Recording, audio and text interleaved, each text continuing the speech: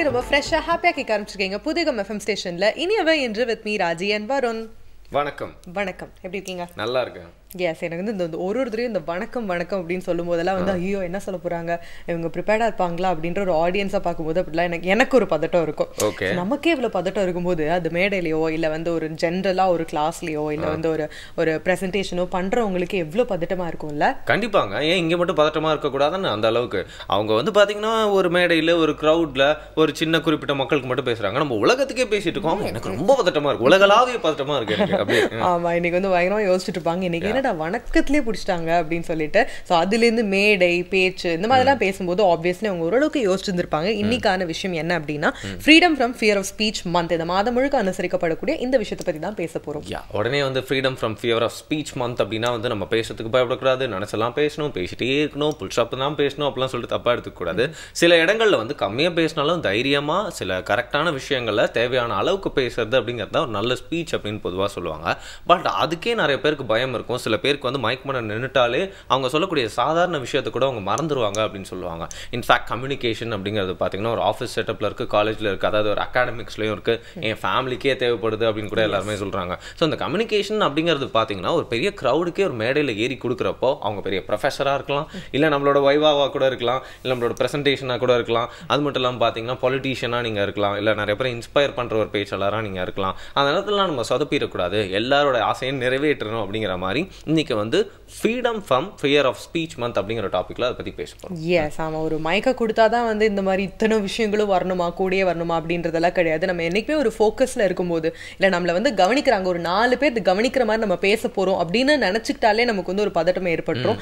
அந்த கண்டென்ட்லோ இல்லை நம்ம கம்யூனிகேஷன்லேயோ ஒரு கிளாரிட்டியே இருக்காத மாதிரி நம்மளே ஃபீல் பண்ணுவோம். கடைசியில் ஒரு ஃபீட்பேக்காக நமக்கே காதுக்கு வரும். ஸோ இந்த மாதிரியான விஷயங்கள் எல்லாருக்குமே வரலாம். ஒரு சராசரியாக வீட்டில் நீங்கள் சொன்ன மாதிரி வீட்டில் இருக்கிற ஒரு லவ் ப்ரப்போஸ் பண்ணுறது, இந்த மாதிரி ஒரு சாதாரண விஷயத்துலேருந்து ஒரு பெரிய பெரிய விஷயம் வரைக்கும் இது வந்து நம்ம கூட இருக்க ஒரு லவ் ப்ரோபோஸ் பண்றது ரொம்ப சிம்பிளா சொல்லிட்டீங்கல்ல நீங்க, எவ்வளவு கஷ்டமான விஷயம் தெரியுமா அது. பட் எனிவே இன்னொரு விஷயத்தை வந்து கண்டிப்பா சொல்லி ஆகணும். இந்த ஸ்பீச் அப்படிங்கிறது பாத்தீங்கன்னா நம்ம ஃப்ரீடம் ஆஃப் அந்த ஃபியர்ல இருந்து வந்து நம்ம எப்படி வந்து விடுபடலாம் பேசுறப்போ அப்படிங்கிற விஷயத்தை பத்தி குறிப்பிட்டு பேசுறதுக்காக நம்ம பேசிட்டு இருக்கோம். ஆனா நிறைய இடங்கள்ல வந்து பாத்தீங்கன்னா பேசுறதே வந்து ப்ராப்ளமா கூட ஆயிரும். ஸோ அந்த நேரத்தில் என்ன பண்ணணும்னா கொஞ்சம் தியானம் பண்ணணும், அதுவும் முத்திரை கத்துக்கிட்டு தியானம் பண்ணணும். அது நமக்கும் நல்லது, மற்றவங்களுக்கும் நல்லது. ஸோ எல்லாருமே கத்துக்கலாம்.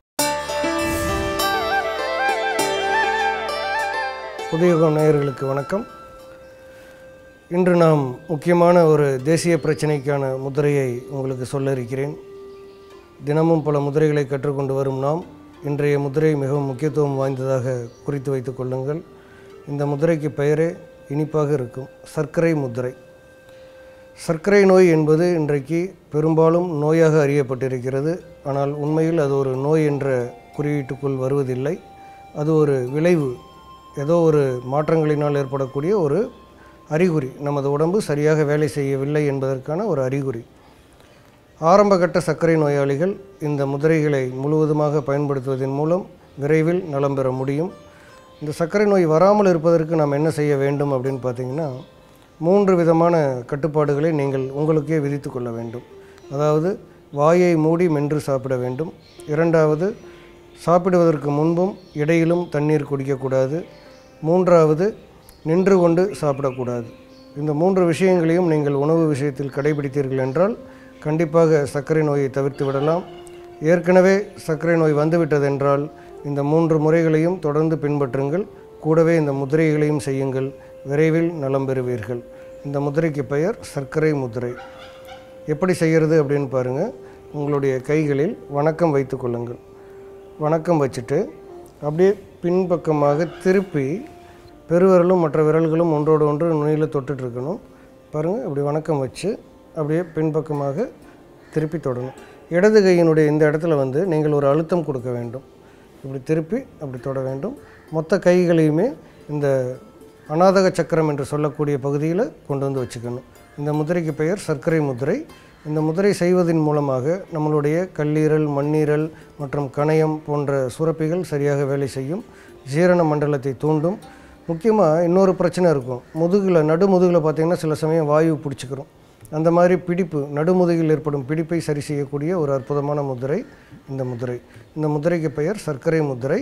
இந்த மாதிரியான முதிரைகளை நம்ம செய்யும் பொழுது நடந்து கொண்டு செய்யக்கூடாது, நின்று கொண்டு செய்யக்கூடாது, அதே போல் வெறும் தரையில் செய்யக்கூடாது. சில இந்த மாதிரி சின்ன சின்ன கட்டுப்பாடுகளை மட்டும் நினைவில் வைத்துக் கொள்ளுங்கள். முத்திரை என்பது ஒரு உன்னதமான நிலை என்று மனதில் கொள்ளுங்கள். இந்த முத்திரைகளை செய்யும் பொழுது நம்ம கவனம் மட்டும் எதற்காக செய்கிறோம் அப்படின்ற ஒரு சின்ன கவனம் மட்டும் மனசில் வச்சுக்கோங்க. முழுமையான தீர்வு கண்டிப்பாக கிடைக்கும்.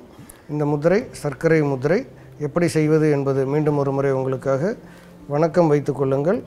வணக்கம் வச்சுட்டு உங்களுடைய கையை அப்படியே திருப்பி பின்பக்கமாக வணக்கம் வைப்பது போல் அப்படி செய்யணும். இப்போ வந்து பெருவிரலும் மற்ற விரல்களும் ஒன்றோடு ஒன்று தொற்றுக்கொள்ள வேண்டும். பின்பகுதியான இந்த மணிக்கட்டு பகுதி அப்படியே 2 தொட்டுட்ருக்கணும். பாருங்கள், இந்த முத்திரைக்கு பெயர் சர்க்கரை முத்திரை. இப்படி வச்சு அப்படியே இப்படி தொடணும். தொடும் பொழுது நம்மளுடைய மொத்த விரல்களும் கையும் சேர்ந்து அநாதக சக்கரத்தினுடைய பகுதியில் இருக்கிற மாதிரி வச்சுட்டோன்னா பலன்கள் அதிகமாக கிடைக்கும். இந்த மாதிரி முத்திரைகளை தினந்தோறும் கற்றுக்கொள்வதோடு மட்டும் நின்று விடாமல் நாம் மற்றவர்களுக்கும் கற்றுக் கொடுக்க வேண்டும். நமக்கு எப்போவாவது தேவைப்பட்டால் அதை பயன்படுத்துவதற்கு உண்டான சமயோசித அறிவும் நமக்கு இருக்க வேண்டும். பலவிதமான முத்திரைகளையும் கற்றுக்கொள்வோம். பாதுகாப்பான வாழ்க்கை முறையை உருவாக்குவோம் என்று வாழ்த்தி மீண்டும் சந்திப்போம். நன்றி, வணக்கம். எவ்வளோ பெரிய ஸ்கில்ஃபுல்லான ஒரு பர்சனாக இருந்தாலும் இல்லை எவ்வளோ பெரிய ஸ்பீச் அதில் வந்து அவங்க ஒரு எக்ஸ்பர்ட்டாக இருந்தாலும் நிறைய விஷயங்கள் உங்களுக்கு தெரிஞ்சிருந்தாலும் ஒரு விஷயம் வந்து இல்லைனா அவங்களால யாராக இருந்தாலும் பேசவே முடியாது அப்படின்னு சொல்லலாம். கான்சன்ட்ரேஷன் மிஸ் ஆயிடுச்சு அப்படின்னு வச்சுக்கோங்க. நீங்கள் ப்ரிப்பேர் பண்ணியிருந்தாலும் சரி பண்ணலனாலும் சரி சிம்பிளான 4 லைனாக இருந்தாலும் சரி உங்களுக்கு வந்து மறந்துடுவோம். அதுக்கப்புறம் எதுவுமே பேச முடியும். எஸ், இந்த கான்சன்ட்ரேஷனுக்கு ரொம்ப முக்கியம். நம்ம மனசு அமைதியாக இருக்கணும், நிம்மதியாக இருக்கணும். இந்த மனசு இருக்கே, இந்த மனசு அப்பப்பப்பா ஒரு சின்ன விஷயத்துக்கு கூட எவ்வளோதான் வந்து ஸ்ட்ராங்கான ஒரு பர்சனாக இருந்தாலும் கூட உள்ளுக்குள்ளே வந்து ரொம்ப சென்சிட்டிவாக தான் இருப்பாங்க. மேபி அவங்க வந்து பழக்கப்பட்டிருந்திருக்கலாம். எதுக்கு அப்படின்னா அதை வெளிக்காமிக்காமல் இருக்கிறதுக்கு. நிறைய பேர் மூஞ்சில காமிச்சிருவாங்க, ஐயோ பதட்டமா இருக்கு அப்படின்ற மாதிரி. நிறைய பேர் ஸ்ட்ராங்கா வந்து முகத்துல காமிச்சுப்பாங்க. பட் உள்ளோர ஒரு சென்சிட்டிவான ஒரு விஷயம் என்னைக்குமே இருந்துட்டு தான் இருக்கும். பட் அதெல்லாம் அவாய்ட் பண்றதுக்காக தான் இன்னைக்கு இந்த ஃபியர் பத்தி எப்படி எல்லாம் வந்து அதை அவாய்ட் பண்ணணும் அப்படின்றதெல்லாம் நிறைய விஷயங்கள் பேச போறோம். அதுக்கு முன்னாடி நிறைய செக்மெண்ட்ஸ்லாம் வருது. பட் அதுக்கும் முன்னாடி ஒரு குட்டி பிரேக் எடுத்துருந்துடலாம். இது உங்கள் புதிகம் எஃப்எம் இனியவை இன்று.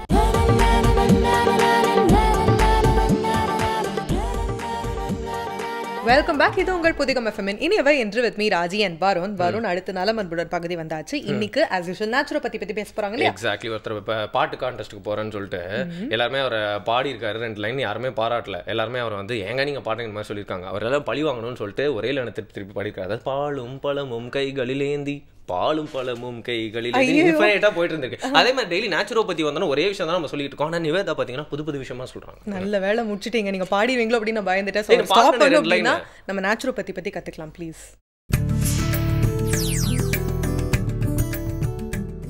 அண்டத்தில் உள்ளதே பிண்டத்தில் உள்ளது அப்படிங்கிறது நம்முடைய முன்னோர் வாக்கு.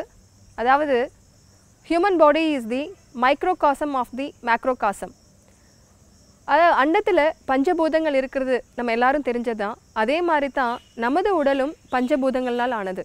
இந்த ஒவ்வொன்றுக்கும் ஒவ்வொரு தன்மை இருக்குது. இப்போ உதாரணத்துக்கு நம்ம வெப்பத்தை எடுத்துட்டோம் அப்படின்னு பார்த்தீங்கன்னா, நெருப்பு எடுத்துட்டோம் அப்படின்னு பார்த்தீங்கன்னா அதோட தன்மை ஃப்ளேரப் ஆகிறதும் ஹாட்டாக இருக்கிறதும், அதாவது பரவக்கூடியது, அதே மாதிரி சூடாக இருக்கக்கூடியது. இப்போ நம்மளுடைய உடம்புல அந்த தன்மை எதில் இருக்குது அப்படின்னம்னா நம்மளுடைய இரத்த குழாய்கள்லேயும் நம்ம உடம்புல இருக்கக்கூடிய வார்ம்னஸ்லேயும் இருக்குது. இப்போது நம்மளுடைய உடம்புல இருக்கக்கூடிய இதயம், இரத்த குழாய்கள், நம்மளுடைய பாடியோட டெம்பரேச்சர் இது எல்லாமே சூரியனை சார்ந்ததாக, நெருப்பு சார்ந்ததாக இருக்குது.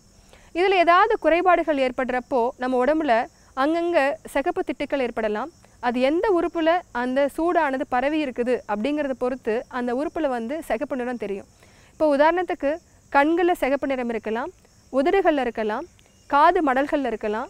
ஸோ எந்த உறுப்பில் இந்த சிகப்பு நிறம் இருக்கோ அந்த உறுப்பில் வெப்பமானது அதிகரித்திருக்குது அல்லது குறைவாக இருக்குது அப்படிங்கிறத நம்ம கண்டுபிடிக்கலாம். இதே மாதிரி மண் எடுத்துட்டோம் அப்படின்னம்னா மண்ணோட தன்மை பலமானதும் ஸ்ட்ராங், அதாவது ஸ்ட்ரென்த்தாக இருக்கிறதும், அதே மாதிரி ஜெனிசிஸ், அதாவது உயிர் தன்மையை கொண்டதாக இருக்கும். அதாவது மண் எப்படி வந்து பல ஜீவராசிகளை தோற்றுவிக்குதோ அதே மாதிரி நம்ம வயிற்றுக்குள்ளே இருக்கக்கூடிய அந்த தன்மையும் வந்து எதை கொடுத்தாலும் வாங்கி கொண்டு அதை ஜெனசிஸ், அதை டிரான்ஸ்ஃபார்ம் பண்ணக்கூடிய தன்மை கொண்டதாக இருக்குது. இது வந்து கட்டுப்படுத்தக்கூடிய உறுப்புன்னு பார்த்தோம்னா தசை உறுப்புகள். மண் நிலம் வந்து நல்லா ஸ்ட்ராங்காக இருக்குது அப்படிங்கிற பட்சத்தில் நமது தசைகளானது நல்லா ஸ்ட்ராங்காக டோன் கொண்டதாக இருக்கும். அதோட ஷேப் வந்து பர்ஃபெக்ட் ஷேப்பில் இருக்கும். அடுத்ததாக நீர் எடுத்து பார்த்தோம் அப்படின்னம்னா நீரோட தன்மை கீழ் நோக்கி ஓடக்கூடியது, ஓடும் தன்மை, அதாவது பரவக்கூடியதாகவும் இருக்கும். கீழ் நோக்கி ஓடுறதுனால இது சார்ந்த உறுப்புகள் பார்த்தோம்னா நம்ம இடுப்புக்கு கீழே இருக்கக்கூடிய இடுப்பு பகுதி, கால்கள், இது எல்லாமே நீர் சார்ந்த உறுப்புகளாக இருக்கும். இது கவர்ன் பண்ணக்கூடிய ஆர்கன்ஸ்னு பார்த்தோம் அப்படின்னம்னா சிறுநீரகம், சிறுநீரகப்பை, ஜாயின்ஸ், எங்கெங்கெல்லாம் நீர் இருக்குதோ அந்த பகுதி எல்லாமே சிறுநீரகம் கட்டுப்படுத்திட்டு இருக்கு. அதே மாதிரி நம்மளுடைய கர்ப்பப்பையும் சினைப்பையும் இந்த சிறுநீரகம் சார்ந்ததாக இருக்குது. என்னைக்கு நம்ம உடம்புல கழிவுகள் தேக்கமாகுதோ, அது நீரில் தேக்கம் ஏற்படுதோ, நம்ம உடம்புல அங்கங்கே கருப்பு திட்டுக்கள் தோன்ற ஆரம்பிக்கும். இதை வந்து நம்ம இயற்கையில் வந்து ஒப்பிட்டு பார்த்தோம் அப்படின்னம்னா, மழை வர்றதுக்கு முன்னாடி மேகத்தில் நீர் தேங்குறப்போ கருத்த மேகமாக இருக்கிறத உணர முடியும். அதே மாதிரி எங்காவது ஒரு குட்டைகளில் நீர் தேங்கி இருந்து அதில் வந்து அழுக்குகள் சேர்றப்போ அது கருத்த நிறமாக மாறுறதை உணர முடியும். அந்த மாதிரி நம்ம உடம்புலையும் எங்கே கருப்பு திட்டுக்கள் அதிகரித்து இருக்குதோ அல்லது திட்டுக்கள் காணப்படுதோ அப்போது நீர் சார்ந்த உறுப்பானது பலகீனமாக இருக்குது அப்படிங்கிறத நம்மால் உணர முடியும். அடுத்தா நம்ம பேசக்கூடியது ஆகாயம். ஆகாயத்தோட தன்மை வந்து என்றைக்குமே பூத்து குலுங்கி ஃப்ளரிஷிங்காக இருக்கிறது. இப்போ நம்ம உடம்புலையும் அந்த ஃப்ளரிஷிங் தன்மையை ஒரு மலர்ச்சியை கொடுக்கக்கூடியது அப்படின்னம்னா கல்லீரல். எப்போ வந்து கல்லீரல் குளுமையாக இருக்கக்கூடிய தன்மை கொண்டது, கல்லீரல் எப்பப்பெல்லாம் டிஸ்டர்ப் ஆகுதோ அந்த சமயத்தெல்லாம் உடம்பு வந்து சூடு அதிகமாக தெரியும். அங்கங்கே பச்சை நரம்புகள் தென்படும். நம்ம சளி அந்த மாதிரி பிடிச்சது அப்படின்னம்னா பச்சை கலரில் அந்த சளி வரும், பச்சை அந்த க்ரீனிஷ் டிண்ட் தெரியும். பெண்களுக்கு வந்து மாதவிலக்கில் வந்து இந்த கல்லீரலோட தொந்தரவு இருக்கிறது தென்படுறப்போ க்ரீனிஷ் ஒயிட் டிஸ்சார்ஜ்னு நம்ம சொல்லுவோம், அதாவது வெள்ளப்படுறதுன்னு சொல்லுவோம். அதில் வந்து ஒரு க்ரீனிஷ் டிண்ட் தெரியும். ஸோ இந்த தன்மைகள்லாம் வச்சு கல்லீரலானது பலகீனமாக இருக்குது அப்படிங்கிறத நம்ம கண்டுபிடிக்க முடியும். அடுத்ததாக காற்று. காற்றோட தன்மை பரவக்கூடியது, அதாவது ஸ்ப்ரெட்டிங் நேச்சர், அதாவது ஈஸியாக வந்து டிஸ்பர்ஸ் பண்ணுறதுன்னு சொல்லுவோம், டிஸ்பர்ஸ் ஆகிறதுன்னு சொல்லுவோம். அதே மாதிரி கண்டென்சேஷன் அண்ட் பியூரிஃபிகேஷன். காற்றோட தன்மை சுத்தப்படுத்தக்கூடியதாகவும் இருக்குது. நம்ம உடம்புல காற்று சார்ந்த உறுப்புகள் அப்படின்னு பார்த்தோம்னா நுரையீரல், மலக்குடல். இது வெளிப்படுத்தும் சென்சரி ஆர்கன் பார்த்தா மூக்கு. கட்டுப்படுத்தக்கூடிய உறுப்புன்னு பார்த்தீங்கன்னா தோல் பகுதி.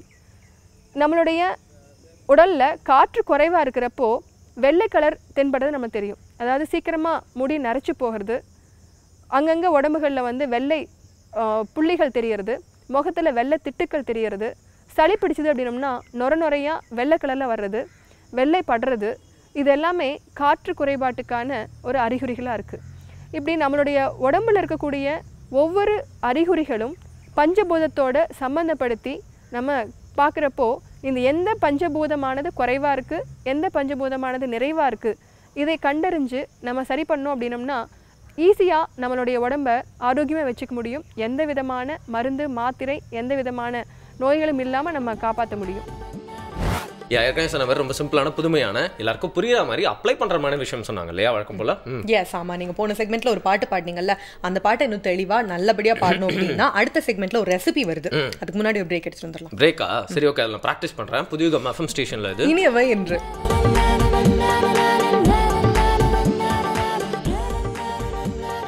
Welcome back. இது உங்கள் புதிய எஃப்எம் இனியவை என்று with me Raji and Varun. Please இனிமே பிரேக்ல எல்லாம் எனக்கு தயவு செஞ்சு பாடியெல்லாம் காமிக்காதீங்க.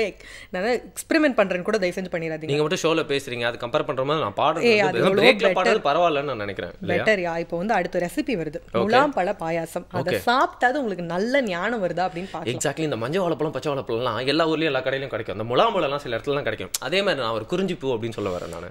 ப்ளீஸ் முலாம் பழ பாயாசம் பார்க்கலாம். அனைவருக்கும் வணக்கம். இன்றைய பசுமை உணவுகள் பகுதிக்கு உங்களை வரவேற்பதில் மகிழ்ச்சி அடைகிறேன். இன்றைக்கி நம்ம செய்ய போகிற உணவு முலாம்பழம் பாயாசம். எப்படி செய்யலாம்னு முன்னாடி என்ன தேவைன்னு பார்க்கலாம். முலாம்பழம், வெள்ளரிப்பழம், அத்திப்பழம், மாம்பழம், பச்சை திராட்சை, உலர் திராட்சை, மாதுளை முத்துக்கள், தேன் அல்லது தேன்பால்.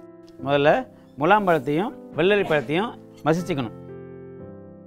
அதாவது இது வந்து பாயாசம்னா ஜூஸ் மாதிரி இருக்குமா அப்படின்னு நினைக்க வேணாம். ஏன்னா ஜூஸ் மாதிரி இருக்கணும்னா நீங்கள் மிக்சியில் போட்டு தண்ணி ஊற்றி அரைக்கணும்.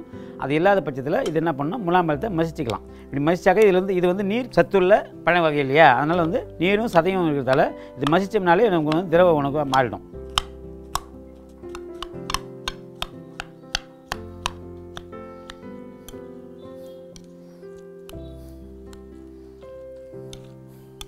இந்த நீரே வந்து பாயாசத்து பேஸுக்கு போதுமானதாக இருக்கும். இது வந்து ஸ்பூனால் அள்ளி சாப்பிட்ற மாதிரி இருக்கும்.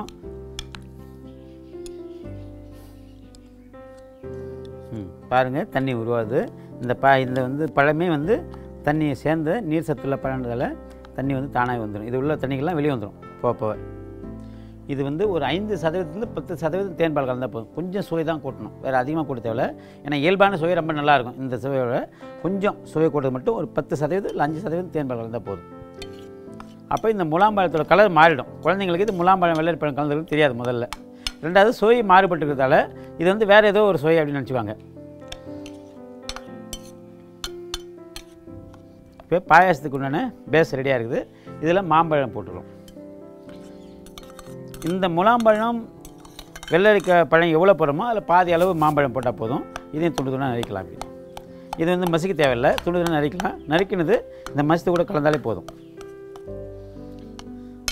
இதை அழகுப்படுத்துறதுக்கு உலர் திராட்சையும் மாதுளை முத்துக்களும் சேர்த்துக்கலாம். இது கூட பார்த்திங்கன்னா வந்து இந்த ஃப்ரெஷ்ஷான அத்திப்பழத்தை இதில் சேர்த்துக்கணும். அத்திப்பழத்தை தனியாக சாப்பிட்டாலும் நல்லாயிருக்கும். இது கூட ஃப்ரெஷ்ஷாக சேர்த்து சாப்பிட்டுக்கிறோம். இந்த ஃப்ரெஷ்ஷாக அத்திப்பழம் சேர்க்கும்போது ரத்த சோகை உள்ளவங்க, ரத்த விருத்தி தேவைப்படுங்க, இந்த அத்திப்பழம் கலந்து சாப்பிடும்போது ரொம்ப நல்லாயிருக்கும்.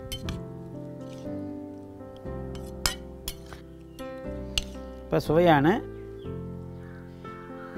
முலாம்பழம் பாயாசம் தயாராக இருக்குது. இது வந்து அளவான இனிப்பு இருக்கும். அதாவது வந்து அதிக இனிப்பு இல்லாமல், திகட்டக்கூடிய இனிப்பு இல்லாமல் மிதமான இனிப்போட கூடியது. அத்திப்பழம் கலந்து சாப்பிடும்போது ரத்த விருத்தி நல்லாயிருக்கும். குழந்தைகள் வந்து ரத்த அணுக்கள் வந்து ஸ்ட்ராங்காக வரும். இந்த ரத்த அணுக்கள் ஒவ்வொரு முறையும் பிறக்கும் போதும் ஸ்ட்ராங்காக பிறக்கும்போது அதிக வலுவோடு பிறக்கும். அப்போ அதிக நோய் எதிர்ப்பு சக்தியும் அதிக பலமும் வந்து உடலுக்கு கிடைக்கும். இதில் வந்து வளர்கிறதுக்கு குழந்தைகளுக்கு நல்லா திறனோடு வளருவாங்க. வேற ஒரு நல்ல பசுமை உணவோட அடுத்த நிகழ்ச்சி சந்திக்கலாம். நன்றி. இந்த முலாம்பழம் பாயாசம் இருக்கே, அதான் அங்கே இருக்கே, இங்கே இருந்தால் தானே சாப்பிட்டு போனானு. ஆமாம், இங்கே வந்தாலது அவனுக்கு வந்து கொஞ்சம் இசை ஞானம் பெருகும் அப்படின்னு நினைக்கிறேன். பட் போதும், நம்ம சண்டை போட்டதெல்லாம் போதும். இப்போ சமத்தா வந்து நிறைய விஷயம் கற்றுக்க போகிறோம். சரியா? Freedom from fear of speaking மந்த்ல we are experts. we are experts. But then வந்து இங்கே நம்ம பேசுறதுக்கு எக்ஸ்பர்ட்ஸாக இருக்கலாம். பட் உங்களுக்கு ஒரு ரிலேஷன்ஷிப்குள்ள உங்க அம்மா அப்பா கிட்ட இருக்கட்டும், இல்லை ஒரு பப்ளிக் கிட்ட நீங்க பேசுறீங்க அப்படின்னா என்ன மாதிரி பேசணும், அந்த மாதிரி விஷயங்கள் நிறைய இருக்கு. ஓகே, அதை சொல்றதுக்காக ஒரு எக்ஸ்பர்ட் வராரோ? எஸ், ஆமா, நிறைய டீடைலும் சொல்ல போறாங்க. பட் அதுக்கு முன்னாடி குட்டி பிரேக் எடுத்துருந்தா புதிய FM ஸ்டேஷன்ல அது இனியவை என்று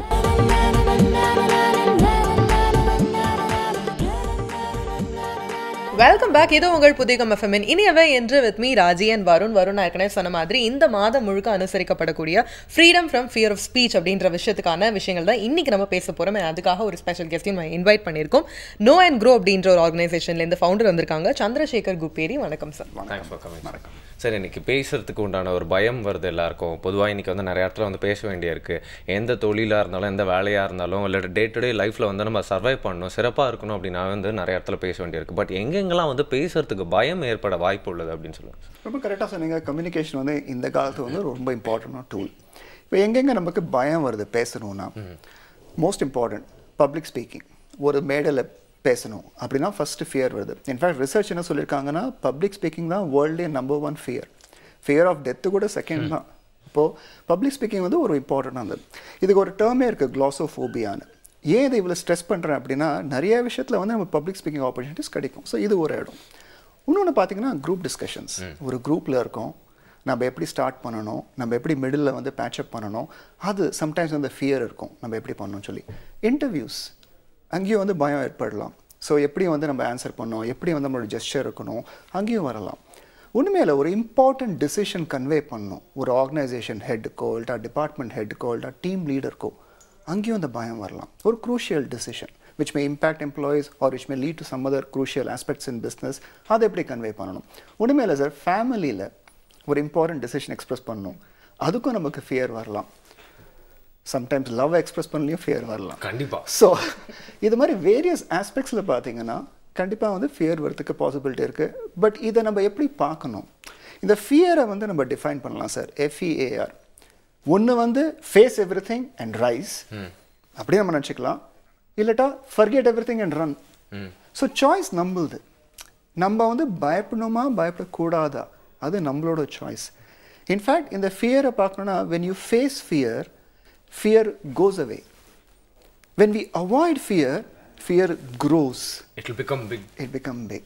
ஸோ சாய்ஸ் இதுதான். பப்ளிக் ஸ்பீக்கிங்காக இருக்கட்டும், இன்டர்வியூவாக இருக்கட்டும், குரூப் டிஸ்கஷனாக இருக்கட்டும், டிபேட்டாக இருக்கட்டும், ஒரு இம்பார்ட்டன்ட் விஷயம் எக்ஸ்பிரஸ் பண்ணணும். ஃபியர் தேவையா இல்லையா, நம்ம டிசிஷன். ஓகே, அப்போ ஒரு பெரிய இடத்துல போயிட்டு எல்லாரும் மட்டும் பேசிட்டு வரோம்னா வந்து உயிர் பொழைச்சி திருப்பி வரோம் அப்படின்னு அர்த்தம், தெரியுமா? அண்ட் என்னதான் ஒரு எக்ஸ்பர்ட்டாக இருந்தாலும் கூட ஃபர்ஸ்ட் மொமெண்ட் ஃபர்ஸ்ட் மினிட் வந்து அது ஒரு பெரிய க்ரௌடை ஃபேஸ் பண்ணும்போது எல்லாருக்குமே ஒரு பதட்டம் இருக்கும், ஒரு பயம் இருக்கும். பட் அதை எக்ஸ்பிரஸ் பண்ணுறதுக்குன்னு 1000 வழிகள் இருக்குது. சில பேருக்கு கை காலெலாம் நடுங்கும், சில பேருக்கு வந்து தலை சுற்றுற மாதிரி இருக்கும், அடி வயிற்றில் ஏதோ பண்ணுற மாதிரி இருக்கும். எல்லாருமே இதை எக்ஸ்பீரியன்ஸ் பண்ணியிருந்திருப்போம். இந்த மாதிரி ஃபியர் வந்த உடனே நம்ம எக்ஸ்பீரியன்ஸ் பண்ணக்கூடிய ப்ராப்ளம்ஸ் என்ன, இந்த மாதிரி குட்டிலேருந்து பெரிய பெரிய ப்ராப்ளம்ஸ் என்னென்ன? எனக்கு தெரிஞ்சு வந்து மோஸ்ட் இம்பார்ட்டன்ட் ஆஸ்பெக்ட்ஸ் பார்த்தீங்கன்னா என்ன நடக்கும்னா nervousness. When we are nervous, our performance doesn't come out at its best. அடுத்து வந்து பார்த்தீங்கன்னா மெமரி லாஸ். நம்ம என்ன சொல்லணும்னு ஆசைப்பட்டோமோ அதை மறந்து வருவோம், ஆர் அதை எப்படி சொல்லணும்னு ஆசைப்பட்டோமோ அதை அந்த விதத்தில் சொல்லியிருக்க மாட்டோம். So memory loss is other issue. சில பேருக்கு இந்த பால்பிட்டேஷன் ஆகும். பால்பிட்டேஷன் அந்த beating of the heart, okay, ஒரு டென்ஷன் வந்து உள்ளே இருந்துனே இருக்கும், which will lead to anxiety. சில பேர் பார்த்தீங்கன்னா பயங்கரமாக பர்ஸ்பயர் ஆவாங்க. ஸோ அவங்க ஃபேஸ்லேயே அந்த ஸ்ட்ரெஸ் தெரியும், த வே they talk, there டெமினர், there body gestures, அதுலேயே நமக்கு தெரிய வரும் வந்து they are not very comfortable. So என்ன சொல்ல வரோம் அப்படின்னா நர்வஸ்னஸ், ஆன்சைட்டி, இந்த மறக்கிறது, இது எல்லாமே என்ன அர்த்தம் அப்படின்னா we are trying to get ourselves involved with us with this simple aspect that நம்ம என்ன பேசுகிறோமோ அந்த கிளாரிட்டியை லூஸ் பண்ணிடுறோம். and when we lose clarity அப்போ கம்யூனிகேஷனோட எஃபெக்டிவ்னஸே இருக்காது. ஓகே, அந்த பால்பிட்டேஷன் அப்படின்னு சொன்னீங்கல்ல, அங்கே அந்த பாயிண்ட் தான் வந்து பார்த்தீங்கன்னா வந்து நம்ம இந்த பயத்தை ஓவர் கம் பண்ணி பேச போகிறோமா இல்லை வந்து இந்த பயத்துக்கு இன்னும் இடம் கொடுக்க போகிறோமா அப்படிங்கிறது வந்து முடிவு பண்ணக்கூடிய இடம் அப்படின்னு நினைக்கிறேன் இல்லையா? அண்ட் வந்து பொதுவாக ஒருத்தர்கிட்ட பேசுகிறோம் அப்படின்னா இல்லை வந்து ஒரு மேடையில் போய் பேசுகிறோம் அப்படின்னா அந்த மாதிரி டைமில் வந்து நம்மளை பயமுறுத்தக்கூடிய விஷயங்கள் அப்படின்னு சொல்லிட்டு ஒருத்தருக்கு ஒரு விதமாக இருக்கும். பொதுவாக வந்து கொஞ்சம் சத்தமான க்ரௌடு, கொஞ்சம் பெரிய க்ரௌடு, இல்லைனா லைட் அதிகமாக இருக்க இடம், இல்லை மைக்கை பார்த்தோன்னா சில பேருக்கு அந்த மேடையில் அந்த அலங்காரம்லாம் பார்த்தோன்னா வந்து ரொம்ப பயமாயிரும், கை தட்டுற அந்த க்ரௌடை பார்த்தாலே ரொம்ப பயமாயிரும். ஒருத்தருக்கு ஒரு பயம் இருக்கும். ஸோ பொதுவாக என்னென்ன விஷயங்கள்லாம் ஒருத்தர் வந்து இந்த மாதிரி வந்து ரெஸ்ட்லெஸ்ஸாக ஆக்குது அப்படின்னு சொல்லுங்கள். இது ஒரு இன்ட்ரெஸ்டிங்கான கேள்வி. ஏன்னா there is a neuroscientist by name Joseph Lebu. அவர் என்ன சொல்லியிருக்காருன்னா முக்காசி பயம் வந்து ஜெனட்டிக், ஹெரிடிட்ரி. இது ஏன் அப்படின்னா நம்ம பிரெயினில் there is a particular part and அந்த பார்ட் தான் இந்த ஃபியரை வந்து இந்த இமோஷன் நமக்கு இன்டியூஸ் பண்ணுறது. ஸோ அப்படின்னா ஜென்ரேஷனாக ஹெரிடிட்டியாக சில பேருக்கு வந்து சில பயம் வந்து நேச்சுரலாக வரும். ஸோ ஃபியர் வந்து எல்லாருக்கும் யூனிக். சில பேருக்கு வந்து ஃபியர் ஆஃப் ஹைட்ஸ் இருக்கலாம், சில பேருக்கு வந்து ஃபியர் ஆஃப் க்ளோஸ்டு ரூம்ஸ் இருக்கலாம், சில பேருக்கு ஃபியர் ஆஃப் க்ரௌட் இருக்கலாம். ஸோ இது எல்லாமே யூனிக். அந்த யூனிக் ஃபியரை நம்ம தான் செல்ஃப் ரியலைஸ் பண்ணணும், நம்ம தான் அவேர்னஸ் எடுத்துனோன்னு நமக்கு என்ன பயம்னு.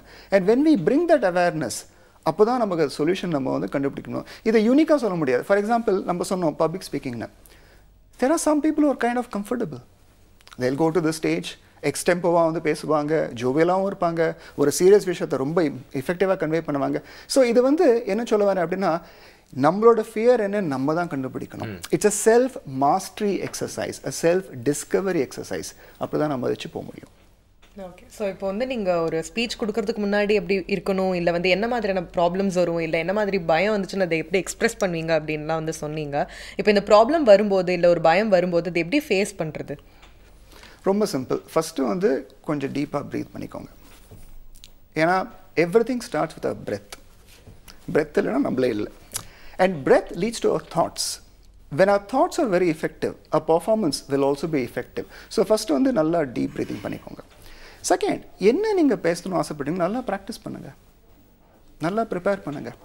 அதாவது ஒருத்தர்கிட்ட கேட்டோம் what is the success of effective public speaking, 3 விஷயம் அப்படின்னார். என்னன்னு கேட்டோம், ப்ராக்டிஸ் ப்ராக்டிஸ் ப்ராக்டிஸ் அப்படின்னார். ஸோ இந்த ப்ரிப்பரேஷன், இந்த ப்ராக்டிஸ் வந்து ரொம்ப இம்பார்ட்டன்ட். அடுத்தது நீங்கள் வந்து யாரோட பேசுகிறீங்களோ கொஞ்சமாவது ஹோம்ஒர்க் பண்ணி ஆகணும். ஸோ இப்போ ஒரு பெரிய ஆடியன்ஸோட பேச போகிறோம், நான் எப்படி ஹோம்ஒர்க் பண்ணுறது? கரெக்ட், அது வந்து ஒரு கஷ்டமான விஷயம்தான். பட் சில ஆஸ்பெக்ட்ஸை நம்ம பார்க்கலாம். அவங்களோட ஏஜ் குரூப் என்ன, அவங்களோட ப்ரொஃபைல் என்ன மாதிரி ப்ரிஃபரன்சஸ் இருக்கலாம். ஸோ சில விஷயத்தை நம்ம வந்து நுணிக்கலாம், கவனிக்கலாம். அதே மாதிரி அடுத்தது நம்ம வந்து ப்ரிப்பரேஷன் பண்ணுறோம், பட் அந்த ப்ரெசன்டேஷனுக்கு முன்னாடி நம்ம ஃபஸ்ட்டுக்கு நம்ம காமாக வச்சுக்கணும். அப்போ ஒரு நல்ல விஷயங்கள் நம்ம லைஃப்பில் என்ன நடந்ததோ அதை லைட்டாக நம்ம மைண்டில் எடுத்துன்னு வந்தோம்னா ஒரு ஹாப்பினஸ், ஒரு சியர் நம்ம மைண்டில் வரும். A cheerful person is always an effective presenter. A peaceful you is always a beautiful you. So நம்ம எப்போ அந்த சியர்ஃபுல்லாக பீஸ்ஃபுல்லாக இருக்குமோ அப்போ ஆட்டோமேட்டிக்காக நம்ம என்ன பேசணும்னு ஆசைப்படுறோமோ அந்த ஃப்ளோ ரொம்ப பியூட்டிஃபுல்லாக இருக்கும். ஸோ வந்து நம்ம இப்போ என்னதான் வந்து மென்டலி நம்ம அவ்வளோ ஸ்ட்ராங்காக இருந்தாலும் ப்ரிப்பேர்டாக இருந்தாலும் கூட இந்த கண்டென்ட் அப்படின்றது ரொம்ப முக்கியமான விஷயம் தான். எவ்வளவோ வகைகள் இருக்குது எங்கே பேச போகிறோம் யார்கிட்ட பேச போகிறோம் அப்படின்ட்டு. பட் தென் இந்த கண்டென்ட் இல்லை இந்த மெட்டீரியல் வந்து கிரியேட் பண்ணுறது இல்லை ப்ரிப்பேர் பண்ணுறது அப்படின்றது அதுக்கு ஒரு தனி ஆர்ட் அப்படின்னு தான் சொல்லணும். அண்ட் எப்படி இந்த மெட்டீரியல்ஸை ப்ரிப்பேர் பண்ணுறது அண்ட் அதுக்கான டிப்ஸ் இல்லை குறிப்புகள் எல்லாம் வந்து எப்படி மெயின்டைன் பண்ணி எப்படி யூஸ் பண்ணுறது அப்படின்னு சொல்லுங்கள். ஓகே, ஸோ ஃபஸ்ட்டு வந்து நம்ம ப்ரிப்பேர் பண்ணுறது முன்னாடி செல்ஃப் பிலீஃப் இருக்கணும். என்னால் இந்த டாபிக் ஹேண்டில் பண்ண முடியுமா? ஸோ முடியலை அப்படின்னா நம்ம வந்து யார் அதில் எக்ஸ்பர்ட்ஸாக இருக்காங்களோ அவங்களும் அந்த விஷயத்தை ஃபஸ்ட்டு நம்ம புரிஞ்சுக்கணும். இது என்ன டாபிக், இதை எப்படி நம்ம அழகாக டெலிவர் பண்ணலாம், என்ன விஷயத்தை நம்ம சொல்லணும்னு. அடுத்தது கூகுள், அதை வந்து ஒரு டீச்சர்னு கூட சொல்கிறாங்க, மாதா பிதா குரு தெய்வம் கூட சொல்கிறாங்க. ஸோ கூகுளில் நம்ம நிறைய ரிசர்ச் பண்ணிவிட்டு நம்ம கண்டுபிடிக்கலாம் என்னென்ன ஆஸ்பெக்ட்ஸ் நம்ம கன்வே பண்ணணும்னு சொல்லி. So more than a PowerPoint presentation, first நம்மள சொல்லணும் I'm going to make a powerful presentation. அப்படியே ஒரு ஃபர்ஸ்ட் செல்ஃப் பிலீஃப் ஸ்டார்ட் ஆகணும். செகண்ட் ரொம்ப இம்பார்ட்டண்ட், நமக்கே நம்மளோட வீக்னஸஸ் கிளியராக தெரியணும்.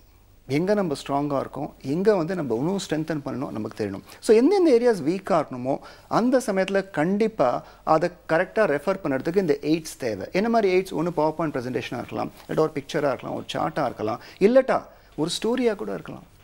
ஒரு கஷ்டமான விஷயத்தை எக்ஸ்பிரஸ் பண்ணோம் அப்படின்னா ஒரு அனெக்டேட்டோ ஒரு ஸ்டோரியோ அது மூலமாக நீங்கள் அழகாக கன்வே பண்ணிடலாம். இல்லட்டா ஒரு பியூட்டிஃபுல் கோட் அதை வச்சு கனெக்ட் பண்ணலாம். இல்லட்டா மக்களுக்கு தெரிஞ்ச கரண்ட் அஃபேர்ஸ் அதை வச்சு நீங்கள் கன்வே பண்ணலாம். ஸோ எதை நீங்கள் ப்ரிப்பேர் பண்ணாலும் if you keep in mind அது கரண்ட்டாக இருந்ததுன்னா, கான்டெம்பரரியாக இருந்தா, இன்றைக்கி நடக்கிற விஷயமா இருந்ததுன்னா கண்டிப்பாக பீப்புள் வந்து ஈஸியாக கனெக்ட் ஆவாங்க.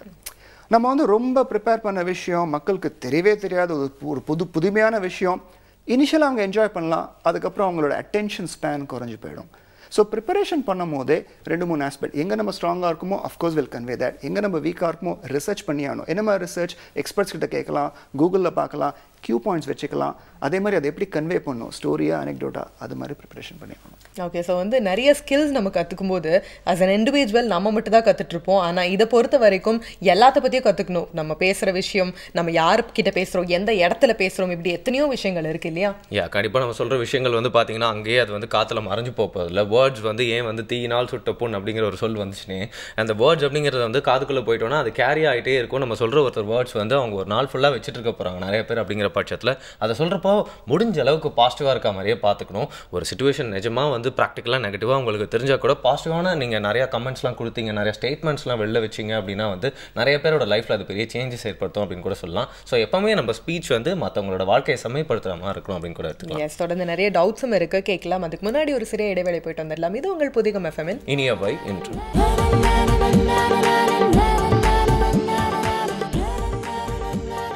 Welcome back again Puthiyugam FM ஸ்டேஷனில் இனியவன் நிகழ்ச்சிக்கு என்ஜாய் பண்ணிருக்கீங்க. என்னடா சிரிச்சிட்டு இருக்காங்க அப்படின்னு பார்க்குறீங்களா? இருங்க சொல்கிறேன். இன்றைக்கி வந்து நம்ம பேசிகிட்டு இருக்க டாபிக் வந்து freedom from fear of speech month அப்படிங்கிறது தான். அண்ட் சார் கிட்ட பேசிருக்குமா, அவர் கேட்டார், நீங்கள் ஃபர்ஸ்ட் டைம் ஷோ பண்ண வந்தப்போ உங்களுக்கு பயமாக இருந்திருக்குமே, எப்படி இருக்கும்னு சொல்லிட்டு. பயமா? அது மூஞ்சில் எப்படி வந்து காட்டாமல் இருக்கிறது அப்படிங்கிறது தான் ஒரு பெரிய பயமாக இருந்துச்சு. பயம்லாம் சார் ஏறக்குறைய ஓவர் ஃப்ளோயிங்காகவே இருந்துச்சு அப்படின்னு சொல்லலாம். இப்போ வந்து கொஞ்சம் கொஞ்சமாக குறைஞ்சிருக்கு அப்படின்னு கூட சொல்லலாம். பட் இன்ஃபேக்ட் இன்னைக்கு கூட ஒரு சீரியஸான ஒரு டாபிக் வந்துருச்சு அப்படின்னா, நம்மளுக்கு தெரியாத விஷயத்தை பற்றி பேச போகிறோம் அப்படின்னா எப்பவுமே ஒரு பயம் இருந்துகிட்டே இருக்கும் அப்படின்னு சொல்லலாம். கண்டிப்பாக எவ்வளோதான் வந்து ப்ராக்டிஸ் பண்ணாலுமே இருந்தாலும் கூட அந்த 1 minute இல்லை அந்த 1 moment வந்து அப்படியே ஃப்ளாஷ் ஆகிட்டு போகிற மாதிரியே இருக்கும். ஐயோ, நம்மளால் மேனேஜ் பண்ணிட முடியுமா, பண்ணிட முடியும் அப்படின்னு நமக்கு ஒரு கான்ஃபிடென்ட் கொடுக்க முடியும். அண்ட் டெய்லி நம்ம கொஸ்டின் பண்ணிகிட்டே இருப்போம் இல்லையா? எல்லா சிச்சுவேஷன்ஸ்லேயும் வந்து நம்மளால் பண்ண முடியுமான்னு கொஸ்டின் பண்ணிட்டே இருப்போம். எத்தனை தடவை கொஸ்டின் பண்ணாலும் அதுக்கு ஆன்சர் வந்து எஸ் சொன்னாலும் முடியும் அப்படின்ற அந்த கான்ஃபிடன்ஸ் வந்தால் மட்டுமே முடியும். ஸோ அந்த வகையில் ஃபியர் அப்படின்றத எப்படி ஓட்டி துரத்தலாம் அப்படின்றது தான் இன்றைக்கி நம்ம பேசிகிட்டு இருக்கோம். தொடர்ந்து பேசலாம். இந்த கண்ணாடி முன்னாடி நின்று பேசுறது அப்படிங்கிறது காலங்காலமாக சொல்லிட்டு இருக்காங்க. அது வந்து மோஸ்ட்டாக பார்த்தீங்கன்னா கண்ணாடி முன்னாடி நின்று பேசுகிறப்போ எங்கே பேசுறது, அப்படியே அந்த அழகை ரசிக்கிறதுக்கே டைம் இல்லைப்பா அப்படிங்கிற மாதிரி வந்து டிஸ்ட்ராக்ட் தான் ஆயிடுது. பட் கண்ணாடி முன்னாடி நின்று பேசுறது வந்து நிறைய ஆக்டர்ஸ்க்கு ஹெல்ப் பண்ணுறதா வந்து நிறைய இன்டர்வியூஸில் வந்து கேள்விப்பட்டிருக்கோம். ஸோ அது எந்த அளவுக்கு உண்மை அப்படின்னு சொல்லுங்கள். அழகான விஷயம் sir. And I'm a firm believer இந்த டெக்னிக்கில். இப்போ நீங்கள் ரொம்ப அழகாக சொன்னீங்க கண்ணாடி முன்னாடி, அப்போ தான் நம்ம ஃபஸ்ட்டு நம்மளே பார்க்குறோன்னு சொல்லி. ஃபஸ்ட்டு சார் நம்மளை நேசிக்கிறோமா? Do we love our selves? இது ஒரு பெரிய question sir. Where there is love there can't be fear. Fear and love cannot coexist. எப்படி death and life cannot coexist, darkness and light cannot coexist, fear and love cannot coexist. So first நம்மளை பார்க்கும்போது first நம்மளே நம்ம உணர்கிறோம் நம்ம யாருன்னு. இந்த மிரருக்கு முன்னாடி பேசும்போது என்ன நடக்கிறது அப்படின்னா, ஃபஸ்ட்டு வந்து நம்மளே நம்மளோட ஃபேஷியல் எக்ஸ்ப்ரெஷன்ஸை ஜட்ஜ் பண்ணுறோம். ஸ்மைல் பண்ணுறோமா இல்லையா? ஒரு விஷயத்தை பேசணும்னு ஆசைப்படுறோம், ஸ்மைல் இல்லாமல் நம்ம பேசினோன்னா எப்படி ஆடியன்ஸ் கனெக்ட் ஆகும்? ஏன்னா ஸ்மைல் வந்து ஒரு contagious. Smile can straighten everything in life. It's a beautiful curve which can straighten everything in life. So, first smile பண்றோமா, நம்ம hand gestures எப்படி இருக்கு, நம்ம body gestures எப்படி இருக்கு, அடுத்தது நம்மளோட style of presentation அது எப்படி இருக்கு நம்ம உணர முடியும். So, mirror technique is very very effective. நான் இன்னொன்று ஆட் பண்ணுவேன். இந்த mirror technique ஓட if you could also record. இப்போ தான் ஸ்மார்ட் ஃபோன் இருக்கு, நீங்கள் ரெக்கார்ட் பண்ணீங்கன்னா உங்கள் வாய்ஸையும் நீங்கள் கேஜ் பண்ணலாம், உங்கள் மெடாலிட்டி, உங்கள் டோன், எங்கே நீங்கள் பாஸ் பண்ணுறீங்க, எங்கே நீங்கள் வந்து லவுடாக பேசணும், எங்கே வந்து நீங்கள் ரொம்ப சரளமாக பேசணும், எல்லாம் உங்களுக்கு தெரியும். So mirror technique coupled with in the video recording for voice would be a beautiful aspect. But audience அப்படின்றவங்க பார்த்தீங்கன்னா கட் காப்பி பேஸ்ட் பண்ண மாதிரி ஒரே மாதிரி இருக்க மாட்டாங்க. ஒரு வாட்டி அவங்களோட மூட் வேறு மாதிரி இருக்கும். அண்ட் ஒருத்தரை பார்த்து வந்து ஸ்பீக்கருக்கு அவங்கள பார்த்தாலே ஜட்ஜ் பண்ணிடுவாங்க, அவங்க இப்படி தான் இருப்பாங்க அப்படின்னு சொல்லிட்டு. அண்ட் ஆடியன்ஸ் அப்படிங்கிற க்ரௌட்லேயே பார்த்தீங்கன்னா நல்ல பசங்களும் இருப்பாங்க, கெட்ட பசங்களும் இருப்பாங்க இல்லையா? ஆமாம். ஸோ அவங்களோட கேரக்டர் மேபி நமக்கு வந்து தெரியாது, பட் அவங்களோட ஃபேஷியல் எக்ஸ்பிரஷன் ஆப்வியஸ்லி நம்மளால் தவிர்க்கவே முடியாது. ஐ கான்டாக்ட் வச்சுக்கணும் அப்படின்னு சொல்கிறாங்க. ஒரு ஸ்பீக்கர் வந்து ஒரு குட் ஸ்பீக்கராக இருக்கணும் அப்படின்னா கண்டிப்பாக எல்லாரையும் ஆடியன்ஸை பார்க்கணும் அப்படின்னு சொல்கிறாங்க. பட் அது பார்த்தா என்ன பிரச்சனை அப்படின்னா வந்து யாராவது நல்லா ஸ்மைல் பண்ணுவாங்க, யாராவது ரொம்ப ஒரு மாதிரி எக்ஸ்பிரஷன், என்ன நீங்கள் என்ன பேசுறீங்க அப்படின்ற மாதிரி ஒரு எக்ஸ்பிரஷன் கொடுத்துட்டாங்க அப்படின்னா ஒரே ஒருத்தர் போதும். அந்த 1000 பீப்புள் இருந்தாலும் கூட ஒருத்தர் அந்த மாதிரி பண்ணால் கூட போயிடும், அவ்வளோ கான்ஃபிடன்ஸும் போயிடும் அப்படின்னு சொல்லுவாங்க. ஸோ இந்த ஆடியன்ஸை பற்றின பெர்செப்ஷன் ஒரு ஸ்பீக்கருக்கு என்ன மாதிரி இருக்கணும்? உங்கள் ஃப்ரெண்ட்லியாக இருக்கிற மாதிரி நம்ம நினச்சிக்கணுமா, இல்லை எப்படி நினச்சிக்கணும் உங்களை ஆடியன்ஸை? ஃபஸ்ட்டு நம்மளே யோசிக்கலாம், நம்ம ஆடியன்ஸை போயிருக்கோமா? நிறைய இதில் போயிருக்கோம். ஸோ எல்லாட்டையும் நம்ம அப்படியே அட்டென்டிவாக வந்திருக்குமா, ஸ்மைலிங்காக வந்திருக்குமா, அப்படியே கவனிச்சிருக்கோமா? ஆன்சர் கிடையாது இல்லையா? ஸோ நம்மளும் அப்படி இருந்தது கிடையாது. ஸோ ஃபஸ்ட்டு வந்து ஆடியன்ஸ் ஃபஸ்ட்டு டிஃப்ரெண்ட்டாக இருப்பாங்க, அது நம்ம ஃபஸ்ட்டு உணரணும். It's called self realisation first. Second, நம்ம ஆடியன்ஸ் வந்து சில பேர் வந்து they not giving attention or they are யார்னிங் or you know they are actually staring அப்படின்னா அவங்களையே நீங்கள் பார்க்குறீங்க. Look around. நீங்கள் வந்து உங்கள் ஐ கான்டாக்ட் வந்து ஒருத்தரோட வேண்டாம், ஜஸ்ட் ஜென்ரலாக வந்து உங்கள் மூமெண்ட், அந்த எல்லாரையும் பார்க்குற மாதிரி அந்த மூமெண்ட் காமிங்க. அப்போ என்ன ஆகுனா உங்களோட கவனம் நீங்கள் என்ன பேசணுமோ அதில் இருக்கும், உங்கள் கவனம் அந்த ஆடியன்ஸ் மேலே இருக்காது. அடுத்தது, as I told before, audience are there to see you succeed. ஏன்னா அதுக்காக தான் அவங்க வந்திருக்காங்க. ஸோ ஃபஸ்ட்டு உணர்ங்கக்கே அவங்க உங்களுக்காக தான் வந்திருக்காங்க. Why are you focusing on the negative aspects of it? Focus on the fact that how can I still connect with them? So அந்த சமயத்தில் தான் அந்த presence, அந்த ஸ்டேஜ் ப்ரெசன்ஸ் ரொம்ப இம்பார்ட்டன்ட். நம்ம என்ன பேசினா அவங்களோட கவனம் நம்ம எடுத்துன்னு வர முடியும், நம்ம என்ன மாதிரி வந்து கன்வே பண்ணால் அவங்களோட ரியாக்ஷன் நம்ம பாசிட்டிவாக எதிர்பார்க்கலாம். ஸோ அது மாதிரி நம்ம பண்ணி ஆகணும். ஸோ இந்த ஆடியன்ஸில் ஃபோக்கஸ் பண்ணதுக்கு பதிலாக நம்ம என்ன பண்ணணும்னா ப்ரிப்பரேஷன், அதை வந்து நம்ம பார்க்கணும். ஸோ நம்ம ப்ரிப்பேர் பண்ண தான் நம்ம டெலிவர் பண்ணணுமா, இல்லட்டா அந்த சமயத்தில் சில விஷயங்களை ட்வீக் பண்ணணுமா, அது நம்மளோட ஜட்ஜ்மெண்ட். இந்த ஜட்ஜ்மெண்ட் ரொம்ப இம்பார்ட்டண்ட். சில பேர் இருக்காங்க, நான் ப்ரிப்பேர் பண்ணிட்டேன்னு பேசினே இருப்பாங்க, அப்போ தான் இந்த பிரச்சனையே வருது. So if you prepare for 30 minutes and அந்த டாப்பிக்கில் வந்து 30 minutes அவங்களுக்கு இன்ட்ரெஸ்ட் இல்லை, ஏன்னா அப்படின்னா you can finish in 20 minutes and you can convey என்ன மெசேஜ் அவங்களுக்கு தேவையோ. அதை நீங்கள் எப்படி புரிஞ்சிக்கலாம்? நீங்கள் டெலிவர் பண்ணும் போதே உங்களுக்கு சில விஷயங்கள் அவங்கக்கிட்ட நீங்கள் பார்த்துருப்பீங்க ரியாக்ஷனாக. ஸோ அதில் நீங்கள் ஃபோக்கஸ் பண்ணலாம். So you can respond to them rather than reacting to their body gestures or facial expressions. So audience புரிஞ்சுக்கிறதுக்கு ரொம்ப இம்பார்ட்டன்ட் என்னன்னா, நான் ப்ரிப்பேர் பண்ண தான் பேசணும்னு ஃபஸ்ட்டு மைண்ட்லேருந்து எடுங்க. Preparation is helpful to convey messages, which means half an hour நான் பேசணும் அப்படின்னா நான் அட்லீஸ்ட் ஒரு 1 hour நான் ப்ரிப்பேர் பண்ணணும் பேசுறதுக்கு. அப்போ தான் எனக்கு தெரியும் என்னென்ன விஷயம் நான் சொல்ல முடியும்னு சொல்லி. நான் 2 hours பேசணும் அப்படின்னா அட்லீஸ்ட் ஒரு 3-4 hours நான் ப்ரிப்பேர் பண்ணி வச்சுக்கணும். அப்போ தான் அந்த 2 hours ஒரு இன்ட்ரெஸ்டிங் கண்டென்ட் நான் கொடுக்க முடியும், because I am gauging the audience constantly. நிறையா கண்டென்ட் வச்சுருந்தா வந்து டைம் இல்லைன்னு சொல்லிட்டு சிலதை குறைச்சிக்கலாம். பட் குறைவாக கண்டென்ட் வச்சுருந்தா பேசுறதுக்கு நிறைய டைம் இருந்து நம்ம அந்த நேரத்தில் போய்ட்டு எதுவும் பேசணும்னு பேச்சுக்காக ஆட் பண்ண முடியாது அப்படின்னு கூட சொல்லலாம் இல்லையா? அண்ட் வந்து நீங்கள் நிறைய விஷயம் வந்து ஒரு மேடை பேச்சாளருக்கும் சொல்லியிருக்கீங்க, சாதாரணமாக பேசுகிறப்போ என்ன பண்ணணும் அப்படிங்கிற மாதிரியும் சொன்னீங்க. பட் ஒரு மேடை பேச்சாளராக நம்ம ஜொலிக்கணும் அப்படின்னா வந்து நம்மளுக்கு சில டிப்ஸ்லாம் வந்து கேட்டால் நீங்கள் என்ன சொல்லுவீங்க? ஃபார் எக்ஸாம்பிள் வந்து ஒரு தத்துவம் வந்து சொல்லுவாங்க, எப்போவுமே நம்ம பேசுகிறோன்னா நம்மளுக்கு தெரிஞ்ச விஷயத்த சொல்கிறோம், பட் பேசாமல் கேட்குறோம் அப்படின்னா வந்து புது விஷயத்தை கற்றுக்குறோம் அப்படின்னு சொல்லிட்டு. So do you recommend some ஸ்பீச்சஸ்லாம் பாருங்க அப்படின்னு சொன்ன மாதிரி உங்களுக்கு ஏதாவது ஐடியா இருக்கா? கண்டிப்பா. இன்ஃபேக்ட் நீங்க இந்த ஸ்பீச் பார்க்கவே NLPல என்ன சொல்றாங்கன்னா மிரரிங் டெக்னிக் நடக்கிறது. So what is mirroring technique அப்படின்னா, இப்போ வந்து நீங்கள் தோனி பேசுறது நீங்கள் பார்க்குறீங்க, அவரோட பாடி லாங்குவேஜ், அவரோட டோன், அவரோட மொடாலிட்டி அப்படின்னா உங்களுக்கு இம்மிடியட்டாக அது மாதிரி நம்ம எக்ஸ்பிரஸ் பண்ணணுன்னு ஒரு ஃபீலிங் வரும். It's called mirroring. Okay, so இது மாதிரி நிறைய ஸ்பீச்சஸ் பார்க்க you will also realise what is there strength and the areas where actually they are more comfortable. So அதை வந்து நம்மளோட டெக்னிக்கில் நம்ம அதை எடுத்துன்னு வரதுக்கு நிறைய சான்சஸ் இருக்குது. மோஸ்ட் இம்பார்ட்டன்ட் என்னென்னா அதை கேட்க சில இம்பார்ட்டன்ட் ஃப்ரேஸஸ், சில இம்பார்ட்டன்ட் வேர்ட்ஸ், சில இம்பார்ட்டன்ட் மெசேஜஸ் நம்மளும் அழகாக கன்வே பண்ண முடியும் நம்மளோட பாணியில். ஏன்னா மெசேஜ் கன்வே பண்ணதுக்காக நம்ம பேசுகிறோம். ஒரு குரூப் டிஸ்கஷனாக இருக்கட்டும், இல்லைடா ஒரு பப்ளிக் ப்ரெசன்டேஷனாக இருக்கட்டும், என்ன இருந்தாலும் ஒரு மெசேஜ் தான் கன்வே பண்ணும். இந்த மெசேஜை வந்து டிஃப்ரெண்ட் வேஸில் நம்ம கன்வே பண்ண முடியும். இது மாதிரி நிறையா யூடியூப்பில் வீடியோஸ் பார்க்குறதோ, இல்லைடா வந்து நிறையா ஸ்பீச்சஸ் ரீட் பண்ணுறதோ, அதுலேயும் நல்ல பெனிஃபிட் இருக்குது.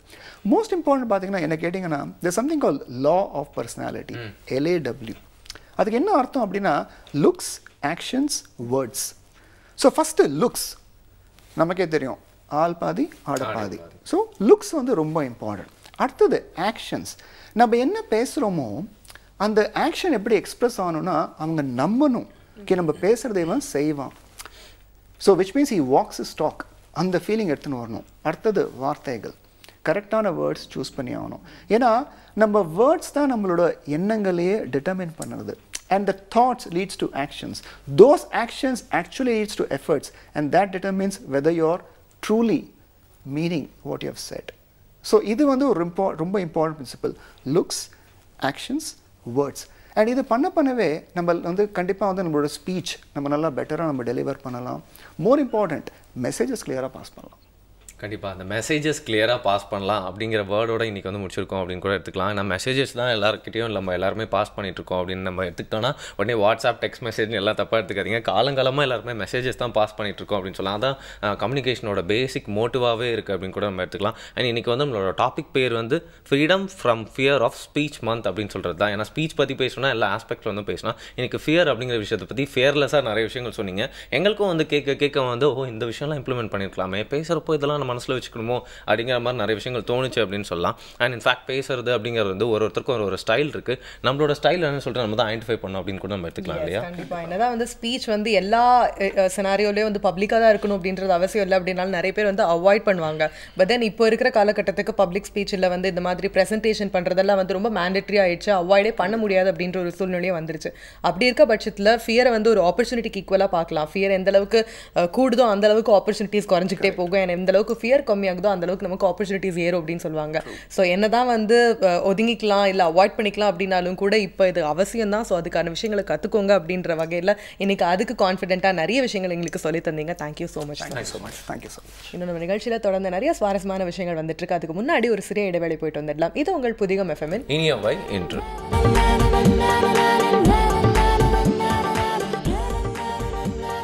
Welcome back. இது உங்கள் புதிகம் எஃப்எம்மின் இனியவை என்று with me Raji and Varun. Communication ஒரு மனுஷனுக்கு எவ்வளவு முக்கியம் அப்படின்றது வந்து நமக்கு இன்னைக்கு டீட்டெயிலாக தெரிஞ்சது இல்லையா? கரெக்ட். அது மட்டும் இல்லாமல் அந்த கம்யூனிகேஷன் அப்படிங்கிறது நிறைய இடங்கள்ல இருக்கு. நீங்கள் ஏற்கனவே சொன்ன மாதிரி வந்து பார்த்தீங்கன்னா இடம்பொருள் ஏவல்னு ஏன் சொல்லி வச்சிருக்காங்க. பேசுறது எல்லா இடத்துலையும் செயல்பட்டாலும் அதுக்கான ஒரு முறை, அந்த இடத்துக்கு தேவையான பேச்சு அப்படிங்கிறது இருக்கு அப்படின்னு சொல்லலாம் இல்லையா? இந்த மேடை பேச்சு அப்படிங்கிறது ஒரு பவர், அத்தாரிட்டேரியன் ஒரு ஸ்பீச் அப்படின்னு கூட சொல்லலாம். மைக்கை கையில் கொடுத்தோன்னே என்ன வேணா பேசலாங்கிறது மட்டும் இல்லை. இப்போ கொஞ்ச நாளுக்கு முன்னாடி வந்து பார்த்தீங்கன்னா நம்ம ஊரில் ஃபுல்லாக எல்லாத்துலையும் ஆடி செலிப்ரேஷன்லாம் பண்ணிருந்தாங்க. ஆனால் அந்த மைக்கில் எல்லா ஊர்லேயும் கொடுத்துருப்பாங்கல்ல. ஆனால் நான் டிராஃபிக் ஒரு போயிட்டு இருக்கேன், ஒருத்தர் மைக் எடுத்து சீக்கிரமாக அந்த கூலும் கருவாடியை எடுத்துட்டு வாப்பா அப்படின்னு கத்தி சொல்றாரு. அந்த ஊரே சிரிக்குது. ஸோ அதை பேசுறது அப்படிங்கிறது வந்து நம்மள எல்லாருமே ஃபன்னியாக எடுத்துக்கிறது மட்டும் இல்லாமல் புரியுற மாதிரியும் இருக்கணும், பிடிக்கிற மாதிரியும் இருக்கணும் அப்படின்னு சொல்லலாம். பொதுவாக வந்து இந்த காலேஜ் எலெக்ஷன்ஸ் எல்லாம் வந்து பார்த்தீங்கன்னா ஒரு குட்டி ஸ்டூல் மேலே நின்று நிறைய பேர் பேசுவாங்க. அது ஏன் தெரியுமா ராஜி உங்களுக்கு? தெரியாது. அந்த குட்டி இடத்துல நின்று அப்படியே அவங்க பேசுறாங்க, அவங்க கம்ஃபர்டபுளாக இருக்கிறது, மற்றவங்களுக்கு முன்னாடி எப்படி கான்ஃபிடென்ட்டாக அவங்க காமிச்சுக்கிறாங்க, ஒரு தலைவனாக வரதுக்கு எல்லா தகுதியும் அவங்களுக்கு இருக்கா அப்படின்னு பாட்டுறதுக்காக ஸ்டூலிங் அப்படிங்கிற ஒரு முறையை கையாளுவாங்க. ஓ சூப்பர். ஸோ இந்த ஸ்டேஜ் ஃபியர் குறிப்பாக வந்து இந்த மாதிரி மேடை பேச்செல்லாம் பண்ணும்போது உங்களை வந்து 2 பேர் 3 பேர் வந்து கவனிக்க போறது கிடையாது. ஆயிரக்கணக்கான பேர் கவனிக்க போறாங்க. ஆமா, அதுல பாதி பேருக்கு விஷயம் ஆல்ரெடி தெரிஞ்சிருந்திருக்கலாம், பாதி பேருக்கு ஒண்ணுமே தெரியாம கூட இருந்திருக்கலாம். ஒண்ணு, நல்ல விஷயத்த கரெக்டான முறையில சேர்க்கணும். ரெண்டாவது விஷயம், தப்பா சொல்லக்கூடாது. ஏன்னா எல்லாருமே வந்து தெரிஞ்சவங்க அப்படின்ற ஒரு பெர்செப்ஷன் நமக்கு இருக்கு. நம்ம இவ்வளவு விஷயம் சொல்றோமே, நம்ம என்ன இறைன் பையஸரோட பெரிய ஆளா? இல்லவே இல்ல, கேட்டு அப்ப அவர் சொல்றது பார்க்கலாம்.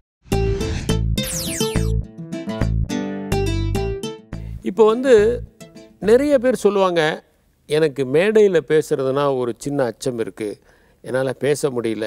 சாதாரணமாக பேசும்போது பிரமாதமாக பேசுவாங்க. அதே ஒரு மேடையில் ஏறி ஒரு 5 நிமிஷம் பேசுங்க அப்படின்னா அது ரொம்ப கஷ்டம். ஔவையார் சொல்கிற மாதிரி ஆர்த்த சபை 101, வார்த்தை 10,000 அப்படின்னு சொல்லிட்டு. அப்போ ரொம்ப ஒருத்தர் தான் பேசுகிறாங்க அப்படின்னா அப்போ அது முடியாதா? பேசுகிறதுங்கிறது உண்மையிலே வரமா? கிடையாது. அது ஒரு பயிற்சியினால் நம்ம கொண்டு வர முடியும். அதுக்கு நிறைய உதாரண புருஷர்கள் இலக்கியத்தில் இருந்திருக்கிறாங்க, கிரேக்கம் போன்ற நாடுகளில் இருந்திருக்காங்க. கிரேக்கத்திலாம் எப்படின்னாக்க ஒரு அறிவாளினா அவன் தர்க்கம் பண்ணுவான், அவன் பேச்சு வன்மை, நாவன்மை அதெல்லாம் பார்த்து தான் அவனை ஒரு பெரிய அறிவாளி அப்படின்னு சொல்லுவாங்க. இப்போ மேடையில் பேசுகிறது அப்படின்னு எடுத்துட்டிங்கன்னா அது 3 விதமான பேச்சு இருக்குது. ஒன்று வந்து பார்த்திங்கன்னா ப்ரிப்பேர்ட் ஸ்பீச்சு, தயாரிக்கப்பட்ட ஒரு பேச்சு. ரெண்டாவது வந்து முழுமையாக தயாரிக்கப்படாத ஆனால் மனத்தளவில் ஓரளவு என்ன பேசலாம் என்று யூகித்து கொண்டு பேசுகிற ஒரு பேச்சு, எக்ஸ்டெம்போஸ் ஸ்பீச்சுன்னு சொல்லுவாங்க.